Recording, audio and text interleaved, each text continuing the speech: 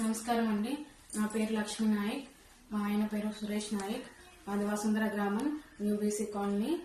November 5వ తారీఖున సలాన వెంకట్రావు ఆ మెడికల్ షాప్ లో పనిచేసే తేజ అనే ఇద్దరు వచ్చారు మా ఇంటి దగ్గరికి.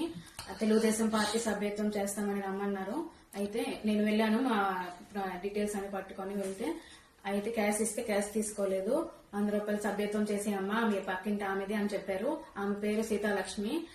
అదే వాళ్ళు స్కానర్ చూపించారు, నేను స్కానర్ చేశాను. స్కానర్ చేస్తే అందులో నాకు సరిగ్గా 100 రూపాయలు చెప్పారు కదా, 100 రూపాయలు అయి ఉంటదని నేను నా పిన్ నంబర్ కొట్టేశాను. కొట్టేస్తే 1,00,000 రూపాయలు ట్రాన్స్ఫర్ అయిపోయి వెంటనే నేను చెప్పాను. నాకు మెసేజ్ రాగానే నాకు 1,17,000 1,00,000 రూపాయలు ట్రాన్స్ఫర్ అయిపోయాయని చెప్పాను. సలాన వెంకట్రావు ఏమో ఫోన్ చేశారు ఎమ్మెల్యే దగ్గరికి, ఎమ్మెల్యే పిఏ దగ్గరికి, ఎంపీపీ దగ్గరికి. అయితే ఏమో వాళ్ళు చెప్పారు పార్టీ ఆఫీస్ కి వెళ్ళిపోయి ఉంటాయమ్మా, మరి అక్కడికి పోని డబ్బులు వచ్చేస్తాయి అని చెప్పారు.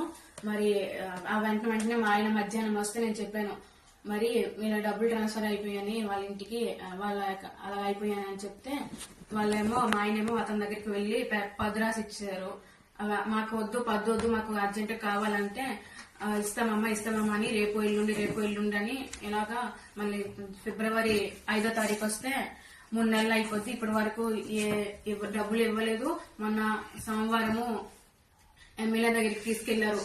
ఎమ్మెల్యే దగ్గరికి తీసుకువెళ్తేమో ఎమ్మెల్యే అన్నారు మరి వచ్చేస్తాయమ్మ 4 రోజుల్లోన, మరి రాకపోయినప్పుడు నేను ఇస్తాను. మీలాంటి వాళ్ళు డబ్బులు సంపాదించాలంటే ఎన్ని రోజులు పడుతుందో నాకు తెలుసు, మరి ఇచ్చేస్తామన్నారు. ఇప్పటి వరకు మాకు ఏ డబ్బులు రాలేదు, ఏ మెసేజ్ రాలేదు వెళ్ళినట్టు.